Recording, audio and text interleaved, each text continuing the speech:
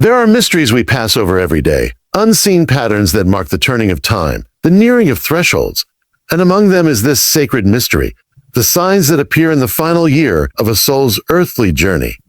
The apostle once spoke of our bodies as tents, temporary dwellings, not built to last forever. We patch them, we protect them, we adorn them.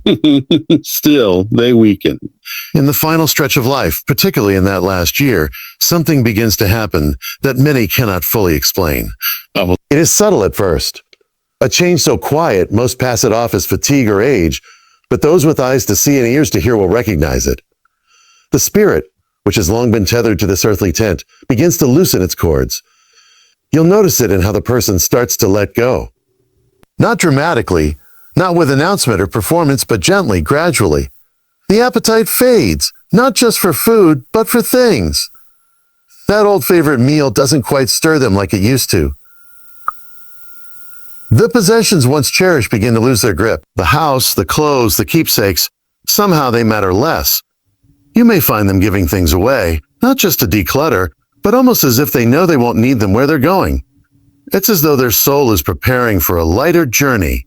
They might stop planning so much for the future. A person who used to worry over every detail of next week or next month now speaks only of today. They become content in the now.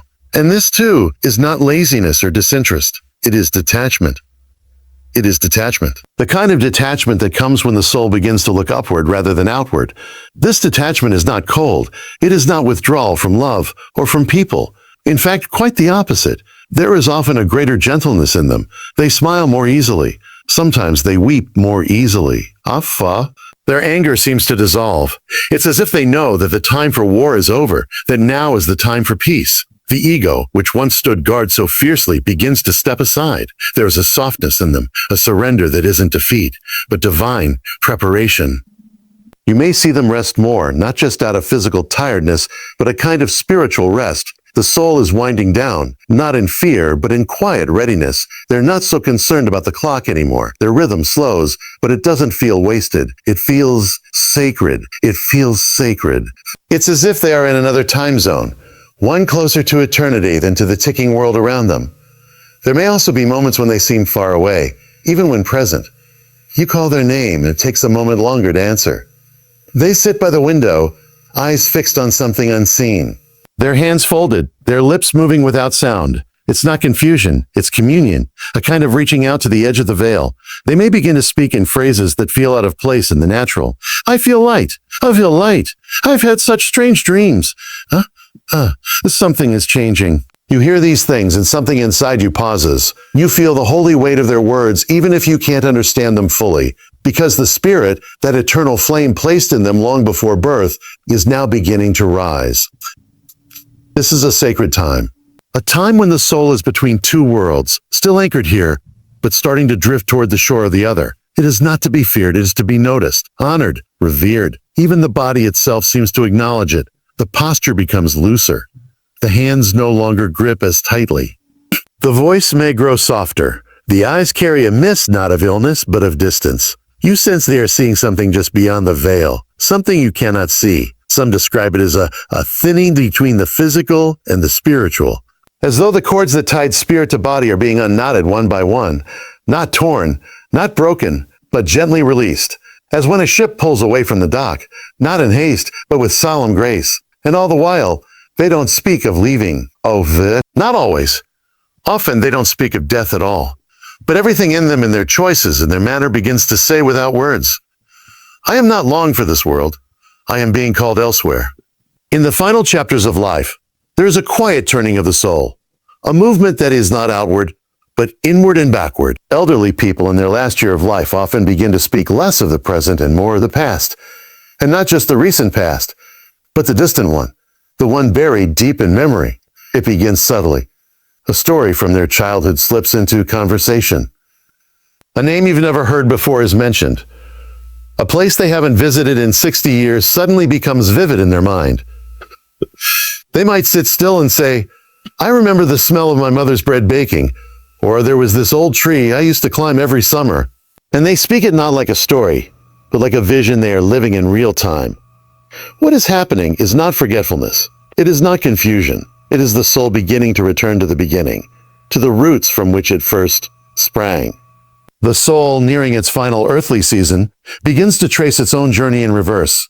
It is as if the timeline of life begins to loop inward, spiraling toward its point of origin.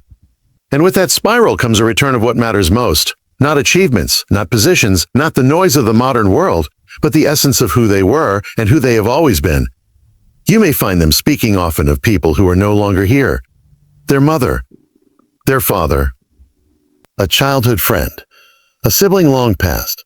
They might mention these loved ones in the present tense, not because they are confused, but because the boundary between time and eternity is thinning. Their spirit is beginning to commune with the eternal, and in the eternal, time is not linear. In the eternal, those they once loved are not gone but near. These memories, these names, are not just echoes of the past. They are the stirrings of something sacred, something timeless. They might ask to visit places from their early life, the house they grew up in, the church they once attended, the field where they used to play, or if they can't travel, they may ask you to describe those places or to show them old photographs. When they speak of these things, their faces light up in a way that today's world cannot replicate. There is a longing, yes, but not a painful one. It is a yearning to return to something original, something pure. It is as though their spirit is pulling the pieces of their life back together before they are offered back to the one who gave them. Sometimes they remember things they haven't spoken of in decades, moments you never knew existed. A kindness shown to them as a child, a grief they carried in silence, a dream they once had and never fulfilled. These revelations aren't random. They are sacred closures. The soul is bringing unfinished things to the surface so they may be acknowledged, released, or blessed, or blessed. There is healing in these memories. Healing not just for them, but for those who listen. This return to the beginning may also bring a change in how they see the people around them. They may call a grandchild by the name of their sister, being then the first sister. They may look at you and say, "You remind me of someone I knew long ago." You are not being forgotten. You are being woven into the great tapestry of their memory. And in this moment, past and present are not separate threads, but a single strand. Sometimes the most mundane things awaken these memories. A scent in the air, a song on the radio, the way sunlight falls through a window. They'll stop mid-sentence and say, "That reminds me." And then they are off, not in delusion, but in pilgrimage, walking through the sacred halls of memory, touching the handrails of time. They may grow quieter, not because they have nothing to say, but because they are listening inward. Listening for the voice that called them into being. And in that listening, memories rise like incense, fragrant offerings from the altar of their life. This return is not regression. It is sacred preparation. The soul, before it leaves this world, seeks to remember everything that made it who it is. It searches out the names, the places, the faces that shaped its journey. There comes a moment, often within the final year of life, when the words begin to fade. The elderly person who once filled a room with stories, who once had something to say about every subject, now sits in a kind of quietness.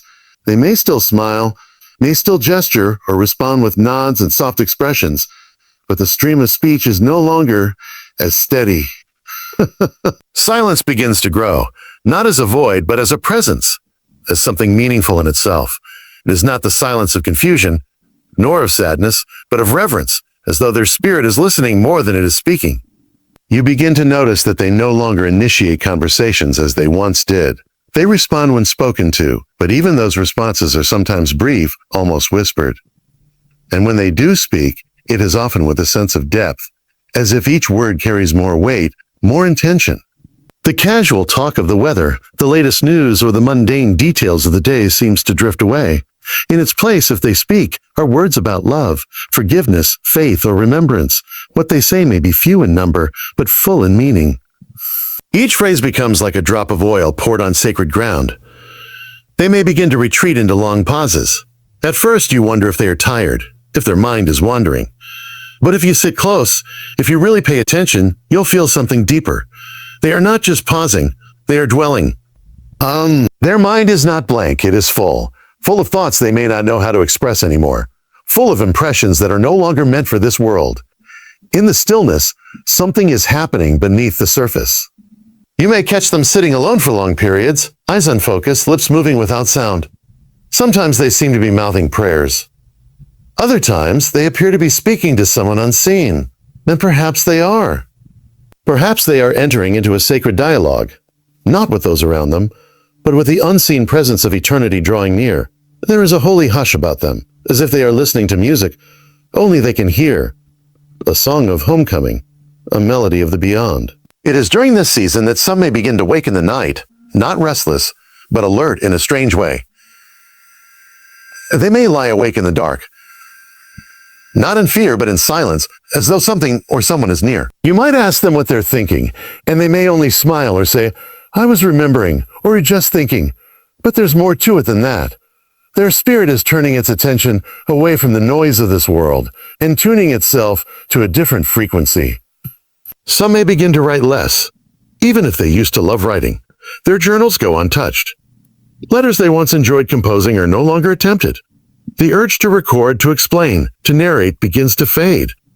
Because the soul, as it approaches the border of two worlds, no longer feels the same need to be heard by others. It is no longer about being understood by men. It is about being understood by God. You might see them look up suddenly, mid-meal, or while sitting quietly. They might seem startled but not afraid. They might say, "Did you hear that?" Or, "I thought someone called my name." The voice they are hearing is not always imagined. It may not be the voice of this world. They are tuning into something beyond, something we cannot perceive from where we stand. They are beginning to live more in the spirit than in the body. Even the way they breathe can change, not just from illness or age, but in rhythm. Sometimes slower, sometimes interrupted by long silences where it seems as though they are holding something back, or waiting for something unseen. Their very breath becomes a form of prayer. Their silence becomes a sacred offering. It's not emptiness. It's not absence. It is the presence of something greater approaching.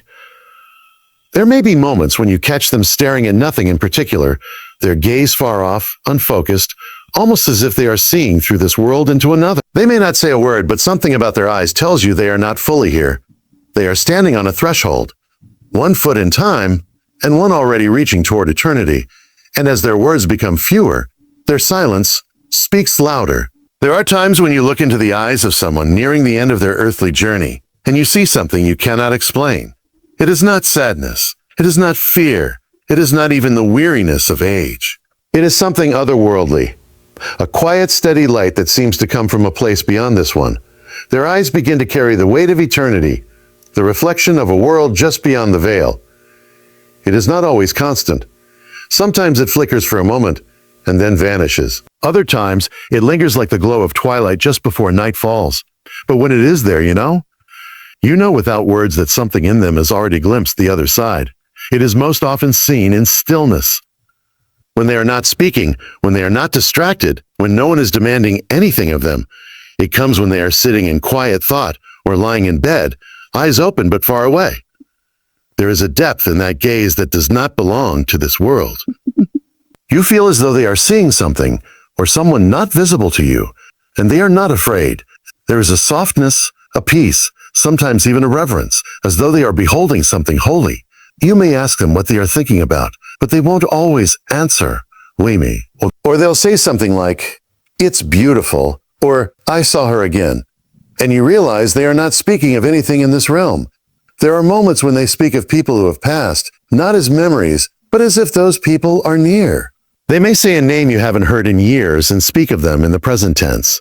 Sometimes they even look past you while speaking, eyes fixed on a corner of the room, as though someone has entered silently.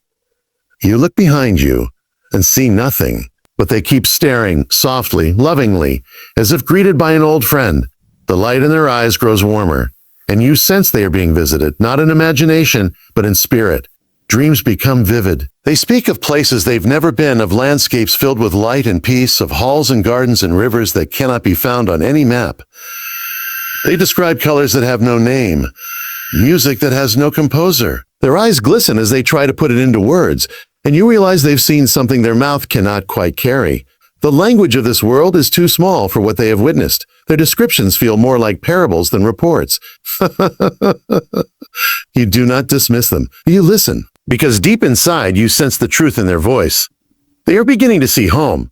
Sometimes they stare at light, the sunlight through a curtain, the flicker of a candle, the soft glow of a lamp, with more attention than usual, as if light itself is speaking to them.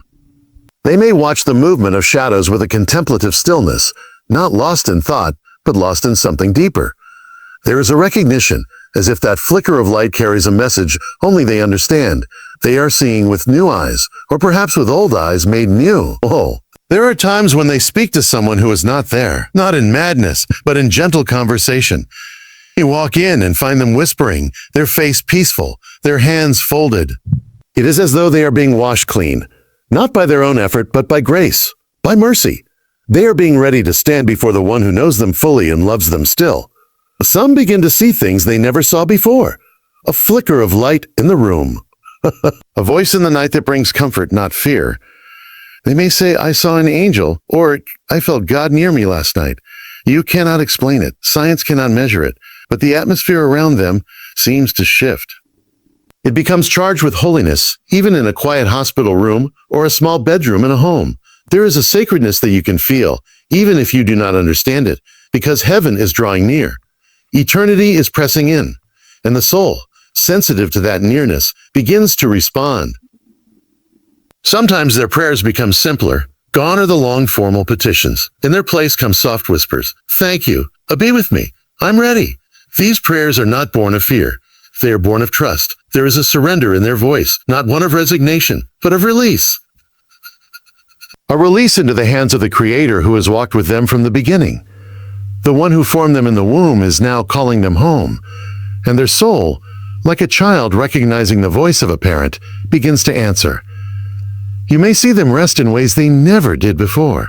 Not just physical rest, but spiritual rest. A kind of quiet peace settles over them, even if their body is failing. Their breath may be shallow, their strength may be gone, but their countenance radiates calm. There is a stillness that speaks louder than words, a knowing that they are not alone. A knowing that they are not alone. That they are being carried, that they are safe. Sometimes in their final days, you see their hands lift in worship without effort. You hear them speak words they haven't spoken in years. Scripture, prayer, praise, not rehearsed, not planned. It pours from them like a spring rising up from deep underground. Because the soul knows, the soul remembers. The soul, even as the body fades, is alive and awake and more aware than ever. It is reaching for the one it was always meant to return to.